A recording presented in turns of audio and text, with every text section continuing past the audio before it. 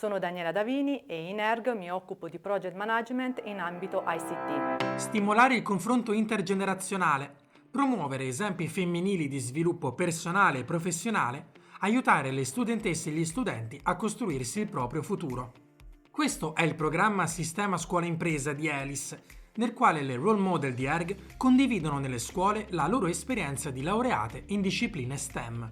Attraverso il racconto delle scelte di studio e professionali, le ERG People possono fornire un esempio di perseveranza, determinazione e successo alle studentesse e agli studenti che desiderano intraprendere percorsi accademici e professionali in discipline STEM, ispirandoli a sviluppare le proprie capacità e a raggiungere il loro pieno potenziale. Abbiamo intervistato Daniela Davini, che in ERG si occupa di project management in ambito ICT.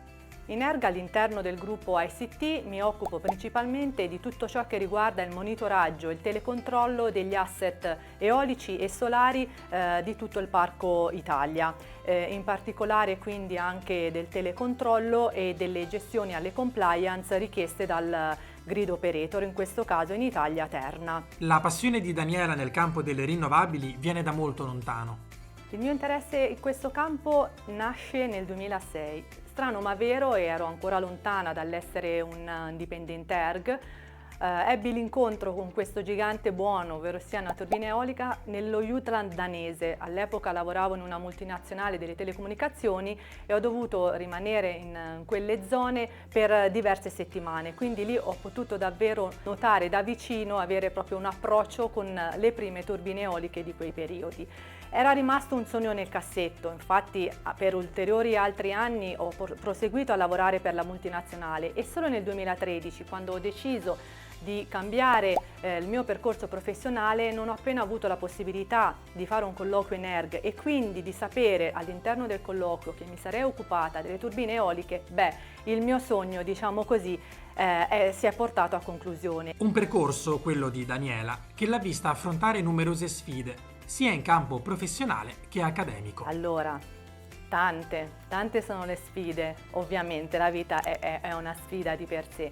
A livello accademico, quindi quando ero all'università, sicuramente la prima sfida importante è stato quello di entrare nei corsi in aula e accorgersi che in realtà le donne che erano sedute ai banchi erano davvero poche. Io ho fatto l'università negli anni 90 e quindi posso garantirvi che il numero era davvero esiguo e di conseguenza tante volte mi sono domandata, ma ho fatto la scelta giusta? Comunque dovunque mi girassi c'erano solo uomini, ragazzi, quindi pensavo che forse non era quella la strada per me. In realtà non è stato così, perché poi alla prima occasione, ovvero sia ai primi esami, quando quindi l'incertezza, diciamo, è stata dominata, di lì in avanti, diciamo che le sfide universitarie sono poi state quelle degli esami, di alcuni esami in particolare, perché ce n'erano di diversi che avevano le difficoltà non solo in termini di competenze e di studi, ma per giunta anche l'affrontare il professore. Quindi la sfida in quel caso a livello universitario si è trasformata in un'esperienza di vita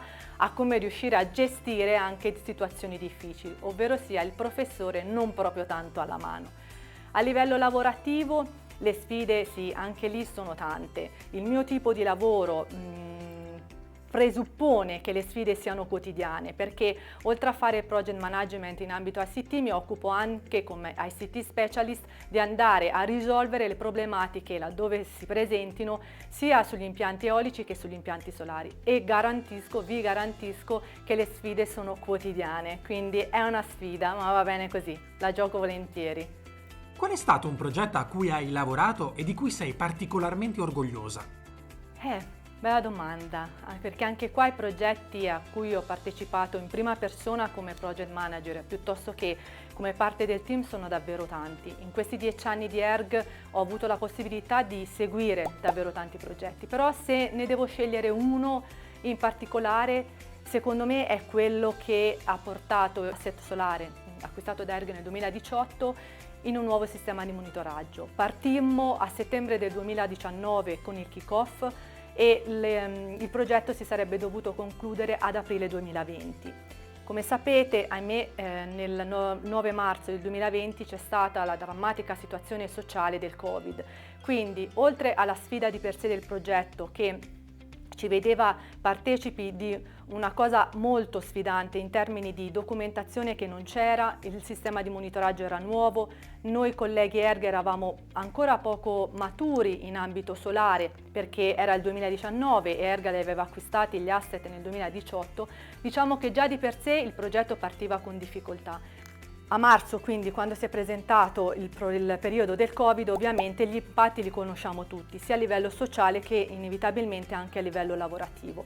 Ma quello che è accaduto, ed è quello per cui io sono orgogliosa, è che tutto il team di progetto, quindi persone ERG, ma anche persone del fornitore che ci seguiva in questo progetto di sviluppo, ci siamo, alzati letteralmente le maniche e abbiamo fatto in modo che alla fine il progetto intero fosse rilasciato a giugno del 2020, quindi di fatto arrivando ad avere solo 2 mesi di ritardo, e quei 2 mesi erano i 2 mesi dovuti al lockdown, che ovviamente non ci avevano permesso di andare ad installare tutti i dispositivi negli impianti affinché potessimo raccogliere i dati dagli impianti stessi. Quindi l'orgoglio perché? Quando il team di progetto e gli stakeholder stessi hanno un unico e vero obiettivo, ovvero sia quello di portare a termine quanto previsto nel kick-off meeting, ebbene io sono sicura, come questo è stato, che l'obiettivo si raggiunge magari con difficoltà, ma lo si raggiunge. Diverso è quando membri del team oppure lo stesso project manager o lo stakeholder in sé in realtà non persegue l'obiettivo del progetto stesso. Quale consiglio daresti ad una giovane o ad un giovane che vuole intraprendere una carriera nel tuo settore o in generale nel campo STEM?